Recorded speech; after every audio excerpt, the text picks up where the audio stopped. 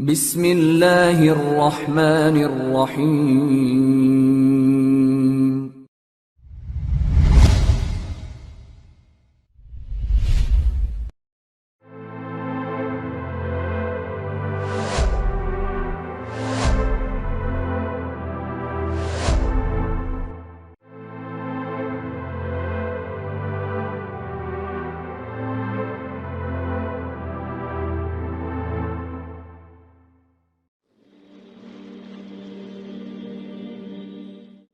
Diriwayatkan, kata Imam Qurtubi, dalam sebuah khabar, dan khabar berarti juga sebuah riwayat, bahwa salah seorang Nabi pernah berkata kepada malaikat maut alaihimussalam, "Tidakkah kamu punya seorang delegasi yang kamu suruh datang mendahuluimu supaya manusia bersiap-siap menyambut kedatanganmu?"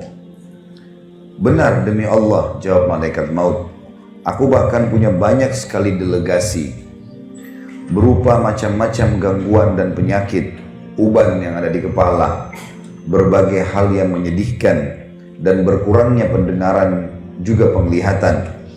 Jika orang yang ditimpa hal-hal tersebut tidak mau sadar juga dan tidak mau bertaubat, maka tak kala aku datang hendak mencabut nyawanya, aku menyeruhnya, 'Bukankah aku telah mengirim terlebih dahulu kepadamu delegasi demi delegasi dan peringatan demi peringatan?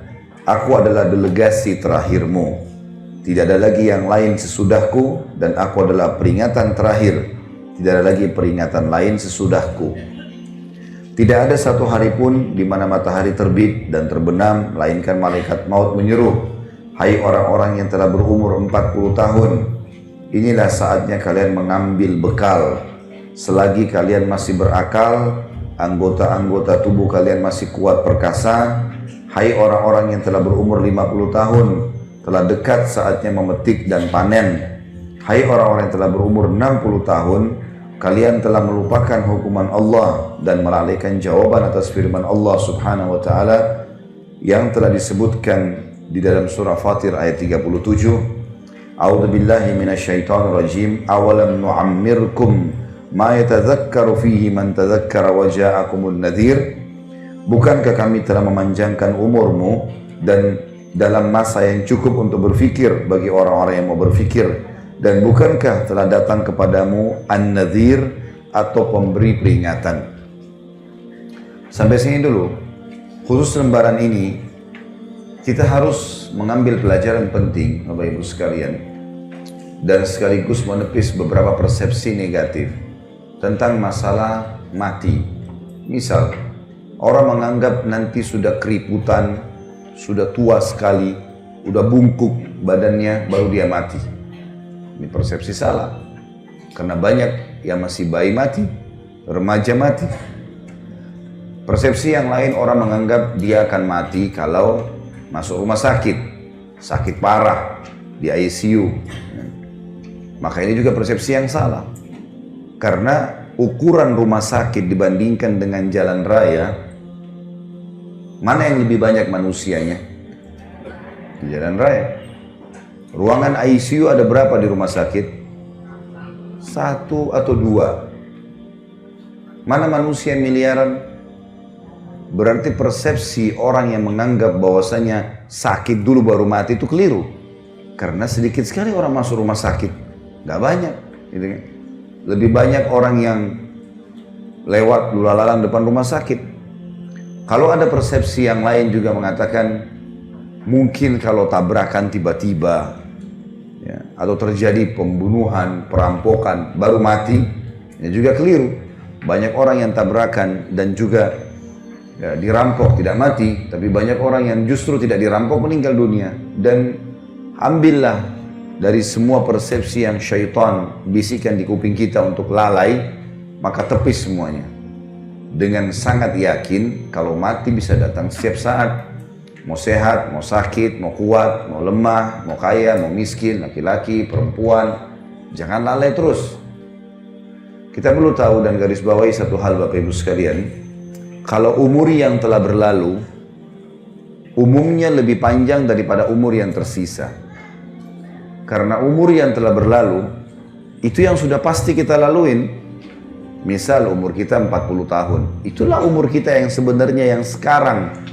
Yang sudah kita laluin, sudah kita nikmati, sudah kita lakukan berapa banyak aktivitas. Umur ke depan kita nggak tahu. Sehari kah, 2 hari kah, seminggu kah, kita nggak tahu. Tapi umumnya kata ulama, umur yang berlalu pasti lebih panjang daripada umur yang akan datang. Karena umur akan datang masih tanda tanya. Nggak tahu berapa lama. Tanamkan baik-baik itu di benak kita Bapak Ibu sekalian supaya kita sadar. Banyak orang yang terus lalai, seakan-akan dia masih lebih panjang. Kalau sekarang 40 tahun berarti kalau saya hidup lagi 40 tahun ke depan, saya masih berumur 80 tahun. Kalau enggak, kalau meninggal tiba-tiba, banyak orang loh. Kulitnya mulus, badannya sehat, apalah dengan bahasa-bahasa manusia. Seksi lah, cantik lah, gagah lah, tampan lah, apalah segala macam. Hilang cuma jadi kenangan. Begitu mati cuma dikenang, oh ibu itu dulu cantik. Dulu, selesai. Sekarang udah dimakan oleh tanah pipinya, gitu kan. Udah nggak ada lagi, gitu kan. Oh dulu ibu itu suka datang ke salon ini, dulu. Gitu. Orang cuma mengenang begitu. Oh ini sepatunya dia, oh ini tasnya, oh ini tempat duduknya di majelis taklim. Orang cuma kenang. Orang cuma kenang begitu. Tetap kita secara pribadi yang akan menghadapinya. Maka jangan lalai terus ini. Seorang mukmin dan mukminah harus cerdas. Dari perbuatan bermanfaat apa ke perbuatan bermanfaat apa. Gak ada gunanya kita lalai. Karena tidak ada waktu ini. Kita sedang berpicu dengan waktu. Jangan terus-menerus mengiyakan syaitan sampai kapan. Gampang, nanti gak usah amalan sunnah. Kan cuman sunnah. Begitu terus, godanya sama. Berapa tahun Bapak Ibu digoda begitu sama syaitan? Dan berapa kali kita mengiyakan? Syaitan berharap buku amal kita kosong. Supaya gak ada amalan. Dan dia jeli setiap hari itu. Usahakan hari ini mana yang bisa bolong nih. Harus dibolongin sama dia. Dan kita tidak bisa perbaiki. Sekali dia berhasil bolongkan, ini misalnya tadi malam gak tahajud, biar kita nangis darah, gak bisa lagi perbaiki. Sekali gak duha nih, pagi ini masih ada waktu, habis taklim sebentar sholat duha. Sekali gak duha, maka target syaitan supaya buku hari ini, di tanggal ini, di buku lembaran kesekian, dia kosong duhanya. Dan nyesel-nyesel nanti hari kiamat. Coba seandainya dulu. Dari ruangan taklim cuma nyebrang ke musola, di masjid sebelah. Gak ada susahnya. Saya berapa kali masuk ke situ sholat duha, 1-2 orang ibu ada yang masuk di musola. Yang lainnya mana? Husnudzon, mungkin sudah sholat duha di rumahnya. Alhamdulillah. Alhamdulillah. Baiklah. Masya Allah. Karena duha itu yang paling baik pada saat unta merasa panas. Kurang lebih jam 8. Kurang lebih. Kalau taklim kita jam 8 setengah 9, berarti sudah sholat duha semua. Masya Allah. Syukurlah. Ya urusan Bapak Ibu sama Allah. Saya cuma tugasnya mengingatkan. Artinya kalau ada orang yang sudah jalankan, alhamdulillah. Bersyukurlah. Tapi kalau yang belum, sampai kapan mau belum nih? Sampai kapan nggak mau? Dan apa alasannya? Malas saja.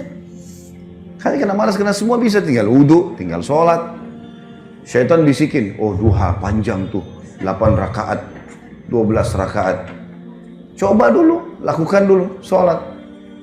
Lakukan dulu, gulirkan. Karena syaitan akan kesulitan menggoda kita, Bapak Ibu sekalian, kalau kita sudah memicu gas ibadah. Seperti orang kalau sudah mulai, enggak, saya programin, mulai besok saya nggak boleh luputkan duha, atau mulai hari ini. Saya nggak boleh luputkan sholat malam. Saya nggak boleh luputkan selembar Al-Quran setiap hari. Misal, zikir pagi sore. Komitmen kan, itu kita seperti sedang lari. Sudah mulai dari garis start. Musuh kita, untuk mengalahkan kita, dia harus lebih cepat daripada kita. Syaitan paling gampang, kalau orang belum start. Nggak mulai-mulai gitu. Al-Quran tahu keutamanya, tapi nggak pernah baca. Duha tahu, tapi nggak pernah sholat. Sedekah tahu, tapi nggak pernah diamalin. Maka orang seperti mau lomba lari, dia belum memulai. Maka oleh rivalnya diketawain aja dia. Gampang orang ini. Tapi kalau kita sudah mulai programkan, kita seperti lagi lari. Speed kita 30, musuh kita setan harus 40 untuk ngalahin kita. Kalau dia 30 juga bersaing, nggak bisa ngalahin kita dia. Karena kita sudah mulai. Maka memulai dulu. Mulai lakukan, programkan. Jangan lalai terus, seperti itulah. Delegasi-delegasi yang dari malaikat maut sudah banyak. Dijelaskan dalam paragraf ini. Adanya uban, mulai melemah, tidak seperti dulu lagi. Penglihatan, pendengaran. Enggak Ustaz, saya masih kuat semuanya. Baiklah, kalau gitu tunggu panggilan yang terakhir nanti. Kalau tetap merasa begitu. Tiba-tiba nanti datang malaikat maut baru nyesel. Coba dulu ya. Nah, coba dulu nggak ada gunanya.